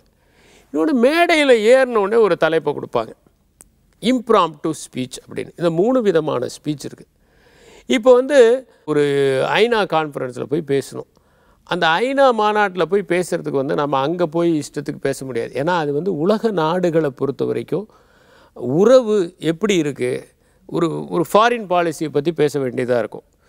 இந்தியாவுக்கும் அமெரிக்காவுக்கும் உள்ள உறவு, இந்தியாவிற்கும் ரஷ்யாவிற்கும் உள்ள உறவு, இந்தியாவிற்கும் பாகிஸ்தானுக்குமான உறவு, இதெல்லாம் பற்றி பேசும்போது நாம் அங்கே போய் இஷ்டத்துக்கு பேச முடியாது. அப்போ அந்த மாதிரி இடத்துல என்னென்னா ஒரு ப்ரிப்பேர்டு ஸ்பீச் தான் தேவை. அந்த ப்ரிப்பேர்ட் ஸ்பீச்சும் என்னென்னா நிறைய கட்டங்களில் அதை தயார் பண்ணி அந்த ஃபேக்ட்ஸ் எல்லாம் வெரிஃபை பண்ணி, இப்போ ஒரு உதாரணத்துக்கு நம்ம வந்து 1948ன்னு சொன்னால் 1948 கரெக்டாக, 1955 யூஎன் கான்ஃபரன்ஸில் இந்த மாதிரி பண்டிட் ஜவஹர்லால் நேரு பேசியிருக்காரு அப்படின்னா பண்டிட் ஜவஹர்லால் நேரு பேசியிருக்காங்களா, விஜயலட்சுமி பண்டிட் இந்த மாதிரி ரெப்ரசன்ட் பண்ணியிருக்காங்களா, இது மாதிரி விஷயங்களை சரிபார்த்து, ஏன்னா அதிலெல்லாம் ஃபேக்சுவல் எரருக்கு சான்ஸே கொடுக்க முடியாது. கிட்டத்தட்ட அது ஒரு வார்ஃபேர் மாதிரி. அந்த வாரில் கொஞ்சம் ஏமாந்தா உயிர் போனது தானே, அது மாதிரி. அப்போ நாம் வந்து இந்தியாவின் சார்பாக பேசக்கூடிய சில இடங்கள் இருக்கும். இப்போ ஒரு உதாரணத்துக்கு பார்த்திங்கன்னா நாங்களே வந்து டூரிசம் டிபார்ட்மெண்ட்டில் இருக்கும்போது இன்டர்நேஷ்னல் கான்ஃபரன்ஸஸ்க்கெலாம் போவோம். அங்கே எங்களுக்கு ஒரு சான்ஸ் கொடுப்பாங்க, தமிழ்நாடை நீங்கள் ப்ரெசென்ட் பண்ணுங்கன்னு. அப்போ தமிழ்நாடை பற்றி ப்ரெசென்ட் பண்ணணுன்னா நாங்கள் வந்து பேசுகிறது எல்லாத்தையுமே ரெக்கார்ட் பண்ணிகிட்டு இருப்பாங்க. எல்லோரும் கேமராவில் வச்சு ரெக்கார்ட் பண்ணிகிட்ருப்பாங்க. நம்ம இப்போ தமிழ்நாடுன்னு சொல்லும்போது நாங்கள் டக்குன்னு அடிப்போம், மாமல்லபுரம் வந்து it is a museum of Indian architecture. It is the only place where you find monolithic sculptures, bas relief, and that is the only place you have cave temples அப்படின்னு அடிப்போம். இதெல்லாம் வந்து ஆத்தென்டிக்கான இன்ஃபர்மேஷன், அதை பார்த்துக்கிட்டு இருப்பாங்க. அப்போ இன்டர்நேஷ்னல் கான்ஃபரன்ஸஸில் அல்லது நம்ம நாட்டினுடைய பெருமையை ரெப்ரசன்ட் பண்ணக்கூடிய இடங்களில் நம்ம போய் பேசும்போது எப்படி பேசணும்னா ஒரு ப்ரிப்பேர்ட் ஸ்பீச். இப்போ அந்த ப்ரிப்பேர்ட் ஸ்பீச்சை கூட மனப்பாடம் பண்ணி பேசுகிறதில்ல, அதை படிப்பாங்க. ஏன்னா அந்த காப்பி வந்து எல்லாருக்கும் சர்க்குலேட் ஆகும். இப்போ ஒரு கான்வெகேஷனில் போய் பேசுகிறோம், ஒரு பெரிய யூனிவர்சிட்டியில் வந்து கான்ஃபரன்ஸில் போய் பேசுகிறோம், ஒரு ஆக்ஸ்ஃபோர்ட் யூனிவர்சிட்டியில் ஒரு கான்வெகேஷனுக்கு பேசுகிறோம், அல்லது கேம்பிரிட்ஜில் பேசுகிறோம், அல்லது பர்மிங்ஹாம் பேசுகிறோம், அல்லது ஹார்வர்டில் பேசுகிறோம். இப்போ பார்த்தீங்கன்னா நெட்டில் அவைலபிளாக இருக்குது, பில் கேட்ஸ் பேசுனது இருக்குது. அந்த மாதிரி இவங்கெல்லாம் பெரிய பெரிய ஆளுங்கள்லாம் பேசின கான்வெகேஷனில் பேசுனதெல்லாம் அவைலபிளாக இருக்குது. அந்த ஸ்பீச்சஸ்லாம் என்னென்னா வெல் ப்ரிப்பேர்டு, எல்லாத்தையும் சர்க்குலேட் பண்ணுவாங்க. அந்த மாதிரி ஸ்பீச்சஸில் நம்ம ரிஸ்க் எடுக்கவே முடியாது. ரெண்டாவது, ஒரு சாதாரணமாக இப்போ ஸ்கூலில் போய் பேசுகிறோம், ஒரு காலேஜில் போய் பேசுகிறோம் அப்படின்னா ஓரளவுக்கு மனசளவில் வந்து நாம் ப்ரிப்பேர் பண்ணிக்கிறோம். ஓரளவுக்கு அது வெர்பேட்டம் ப்ரிப்பேர் பண்ண போகிறது கிடையாது, வரி ப்ரிப்பேர் பண்ணி மனப்பாடம் பண்ணிட்டு போய் பேசுகிற விஷயம் இல்லை. ஓரளவுக்கு என்னென்ன பாயிண்ட்டை ஸ்ட்ரெஸ் பண்ணலாம், ஸ்டூடெண்ட்ஸுக்கு இந்த மாதிரி கேரியர் கைடன்ஸ் இப்படி, காலேஜ் லைஃப் இப்படி, ஹாஸ்டல் லைஃப் இப்படி, அவங்களுடைய ப்ராட்டப் இப்படி, அவங்க எப்படி லைப்ரரி யூஸ் பண்ணலாம், இந்த மாதிரி சில பெக் மார்க்ஸ் அங்கங்கே வச்சுக்கிட்டு அதை பேசுகிறது வந்து எக்ஸ்டெம்போ. இப்போ திடீர்னு மேடையில் ஏறினோடனே ஒரு தலைப்பு, அந்த காலத்தில் பார்த்திங்கன்னா இது ஒரு பெரிய சேலஞ்ச் மாதிரி நடக்கும் தமிழ்நாட்டில். அண்ணா மேடையில் ஏறுவார், உடனே அவருக்கு வந்து நதிக்கரையோரம் அப்படின்னு ஒரு தலைப்பு கொடுப்பாங்க. உடனே அவர் ஆரம்பிப்பார், நதிக்கரையோரம் தான் நாகரிகங்கள் பிறந்தன, ஏன் பிறந்தது, நதினா என்ன, நதியினுடைய இது என்ன, இப்படியே வந்து கங்கை காவிரி இணைப்பு, காவிரி பிரச்சனை, இது மாதிரி எப்படி காவிரியினுடைய செழிப்பு என்ன, நாகரிகம் எப்படி, இந்த மாதிரி அவர் பேசுவார். கல்லுன்னு ஒரு முறை அவருக்கு டாபிக் கொடுத்தாங்க. கல்லுன்னு டாபிக் கொடுத்தோன்னே இந்த சின்ன பசங்க கல்லை வச்சு அடிச்சுக்கிறதுலேருந்து கொஞ்சம் கொஞ்சமாக கல்லில் கோயில்கள், சிற்பங்கள், இந்த மாதிரி பேசினார் அப்படின்னு சொல்லுவாங்க. அப்போ அந்த இம்ப்ராம்ப்டுவாக பேசுகிறதுக்கு என்னென்னா பெரிய அளவில் படிப்பு வேணும். திடீர்னு உங்களை மேடையில் ஏறி நீங்கள் ஒரு தலைப்பு கொடுத்து பேசுங்க அப்படின்னா அதுக்குன்னு சொல்லிட்டு பெரிய டெக்னிக்கலான தலைப்பெல்லாம் கொடுக்கக்கூடாது. ஜெனட்டிக் இன்ஜினியரிங் கொடுங்க, எனக்கு கொடுத்தா நான் என்ன பேச முடியாது. இல்லை, ஜெனட்டிக் இன்ஜினியரிங் வந்து ஒரு பயாலஜிஸ்ட்டு கொடுத்தா கூட பேசுகிறது கஷ்டம், பொதுப்படையான டாப்பிக்கு கொடுத்தா. அப்போ என்னென்னா இது மாதிரி விஷயங்களை இம்ப்ராம்ப்டு டாக் கொடுக்கறதுக்கு என்ன, தேவைன்னா முக்கியமான ஒரு விஷயம், நாம் வந்து நிறைய வாசிக்கணும். வாசித்தா மட்டும் போதாது, வாசித்ததை அசை போடணும். அசை போட்டதை லைஃபோட ரிலேட் பண்ணணும். லைஃபோட ரிலேட் பண்ணால் தான் கேட்குறவங்களுக்கு இன்ட்ரெஸ்டிங்காக இருக்கும். நாம் பாட்டுக்கு ஜார்கன்ஸாக சொல்லிக்கிட்டே இருந்தால் யாருமே கேட்க மாட்டாங்க. அவங்க லைஃப்பில் என்ன இருக்குது அவங்களோட, அதில் கொஞ்சம் நகைச்சுவை, ஒரு சின்ன ஒரு இன்சிடெண்ட்டு, ஒரு சின்ன அனெக்டோட்டு, ஒரு ஹிஸ்டாரிக்கல் பாயிண்ட்டு, அப்புறம் வந்து ஒரு சுவாரஸ்யமான ஒரு பர்சனல் எக்ஸ்பீரியன்ஸு, அப்புறம் ஒரு நல்ல கோட்டு, அப்புறம் அதிலிருந்து என்னங்கிற ஒரு நல்ல சிந்தனை, இது மாதிரி விஷயங்களை தொகுக்கும் போது தான் அந்த இம்ப்ராம்ப்டிவ் ஸ்பீச் சக்ஸஸ்ஃபுல்லாக இருக்கும். அதனால் சிறந்த சொற்பொழிவுக்கு நம்மை தயார்படுத்தி கொள்வதற்கு தயாரிக்கப்பட்ட பேச்சிலிருந்து எப்போது தலைப்பு கொடுத்தாலும் பேசுகிற அளவிற்கு நம்மை உயர்த்தி கொள்வதற்கான முயற்சிகளை எடுக்க வேண்டும். ஒரு நல்ல சொற்பொழிவாளன் கூட்டத்தை மட்டும் வசப்படுத்துவது இல்லை, அவன் அவர்களை ஊக்கப்படுத்தி உயர்ந்த பாதைக்கும் அழைத்துச் செல்கிறான் என்பதுதான் உண்மை. நன்றி, வணக்கம். நெக்ஸ்ட் ஏதோ வெப்சைட் வந்து வந்திருக்கேன். அந்த வெப்சைட் பார்த்து தான் நானே வந்து என்னோட ஸ்பீச் ஸ்கில்ஸ்லாம் வளர்த்துருக்கேன் அப்படிலாம் சொன்னீங்களே, என்ன வெப்சைட்? ஆமாம், இன்னைக்கு வந்து speaking-tips.com. Okay, great. இப்போ ராஜி பேர் நம்மலாம் வந்து பெரிய பேச்சாளராக மாறணும் அப்படின்னா வந்து அந்த வெப்சைட் பார்த்தா போதும் இல்லையா? ஆமாம், ஸோ வந்து இந்த வெப்சைட்லேயே உங்களுக்கு வந்து எல்லாமே புரியுது. டிப்ஸ், ஸ்பீக்கிங்கான ஒரு டிப்ஸ் தான் வந்து ஃபுல்லாக இருக்குது. இதில் கேட்டகரைஸ் பண்ணியிருக்காங்க. ஒரு விஷயத்துக்கும் ஏற்ற மாதிரியான டீட்டெயில்ஸ் கம்ப்ளீட்டாக இதில் இருக்குது. For example speech writing. இப்போ ஒரு ஸ்பீச் கொடுக்கறதுக்கு முன்னாடி அதோட மெட்டீரியல் ப்ரிப்பேர் பண்ணுறதுன்றது ஒரு பெரிய விஷயம். ஸோ அதுக்கு முன்னாடி நம்ம என்ன மாதிரியான ப்ரிப்பேர் பண்ணணும், ஒரு இன்ட்ரடக்ஷன் கொடுக்கும்போது ஃபர்ஸ்ட் நீங்கள் வந்து ஒரு ஸ்பீக்கராக நீங்கள் ஒரு மேடைக்கு நீங்கள் வரீங்க அப்படின்னா ஃபர்ஸ்ட் நீங்கள் வந்து அவங்களோட ஆடியன்ஸோடைய ஒரு விஷயத்தை எப்படி அட்டென்ஷன் எப்படி சீக் பண்ணுறது அப்படின்றதுலேருந்து ஒரு இன்ட்ரடக்ஷன். அப்புறம் வந்து ஐஸ் பிரேக்கர்ஸ்னு சொல்லுவாங்க. ஸோ உங்கள் ரிலேஷன்ஷிப் வந்து எஸ் அந்த ஸ்ட்ரேஞ்சான ஒரு ஃபேக்டை வந்து எப்படி உடைக்கிறது அப்படின்றதுல ஆரம்பிச்சு எப்படி நீங்கள் டெலிவர் பண்ணணும், உங்களோட ப்ரொனன்சியேஷன் எப்படி இருக்கணும், இல்லை ஒரு கதையாக நீங்கள் வந்து ஒரு விஷயத்தை ஒரு கண்டென்ட் கொடுக்குறீங்க அப்படின்னா அந்த கதையை நீங்கள் எப்படி வந்து உருவாக்கணும். இந்த மாதிரி எத்தனையோ கேட்டகரிஸ் இருக்கு. உங்களோட வாய்ஸ், உங்களோட ஜெஸ்டர், இந்த மாதிரி எத்தனையோ விஷயங்கள் ஒரு விஷயமும் கொடுத்துருக்காங்க. ஸோ டீட்டெயில்டாக அதில் இருக்குது. நீங்கள் போய் ஒரு விஷயம் உங்களுக்கு எதில் நீங்கள் லேக் ஆகுறீங்கன்னு தெரிஞ்சதோ அதில் நீங்கள் கற்றுக்கலாம். ஓகே, சீக்கிரமாக நீங்கள் போயிட்டு அந்த வெப்சைட்டை பார்த்து நல்லா பேச வந்து கற்றுக்கிட்டு சீக்கிரமாக ராஜியை வந்து ரிப்ளேஸ் பண்ணுங்கள் நம்ம இனிய வேண்டிய ஷோவில். அண்ட் எல்லாருமே நல்லா ஸ்பீச் கொடுக்கறதுக்கு வந்து தயாராக இருக்கணும் அப்படின்னா வந்து இந்த மாதிரி விஷயங்கள் கற்றுக்கிட்டா மட்டும் போதாது. கான்ஃபிடன்ஸ் அப்படிங்கிற விஷயம் வந்து ரொம்ப முக்கியம். உங்களோட கான்ஃபிடன்ஸை வளர்த்துக்கோங்க. எங்களுக்கு எப்படி தெரியுமா நாங்கள் கான்ஃபிடன்ஸ்லாம் வளர்த்துக்கிறோம், உங்களோட ஃபீட்பேக் மூலியமாக தான். ஓகே, ஃபீட்பேக் கொடுக்கறதுக்கு முன்னாடி அவங்க வந்து தப்பாக ஒரு விஷயத்தை மென்ஷன் பண்ணிடக்கூடாது இல்லையா? இன்னைக்கு வந்து ஸ்பெல் பண்ணல ராஜி அப்படின்னு சொல்லிடக்கூடாது இல்லையா? ஆமா, நான் ஸ்பெல் பண்ணிடுறேன். speaking-tips.com speaking-tips.com. ஓகே, speaking-tips.com அப்படிங்கிற வெப்சைட்டை நீங்கள் போய் பார்த்துட்டு feedback@pudigam.tv அப்படிங்கிற மெயில் ஐடிக்கு உங்களோட ஃபீட்பேக் அனுப்பிடுங்க. எஸ், அப்படி ஒரு வேளை என்னால் ஆன்லைன் போக முடியல அப்படின்னு நீங்கள் ஃபீல் பண்ணீங்க அப்படின்னா வருத்தமே படாதீங்க. ஸ்க்ரீனில் தெரிகிற இந்த நம்பருக்கு, டோல் ஃப்ரீ நம்பருக்கு கால் பண்ணி உங்களோட கருத்துக்களை பதிவு பண்ணலாம். அப்படியும் இல்லை அப்படின்னா கைப்பட இந்த அட்ரஸ்க்கு உங்களோட கடிதங்களை கூட எங்களுக்கு அனுப்பலாம். ஓகே, இன்னைக்கு ஒரு ஃபியரை சூப்பராக உடைச்சோம். நாளைக்கு நிறைய ப்ளூஸ் உடைக்க போகிறோம். இதே மாதிரி சூப்பரான ஒரு டாப்பிக்கோட உங்களை வந்து மீட் பண்ணுறோம். நாளைக்கு கரெக்டாக அதே டைமுக்கு நீங்களும் வந்து ஆஜராயிருங்க. நாங்கள் வேற ட்ரெஸ்ஸோட வந்துடுறோம். புதிய FM ஸ்டேஷனில் இனியவை என்று வித் வாருண் அண்ட் ராஜி.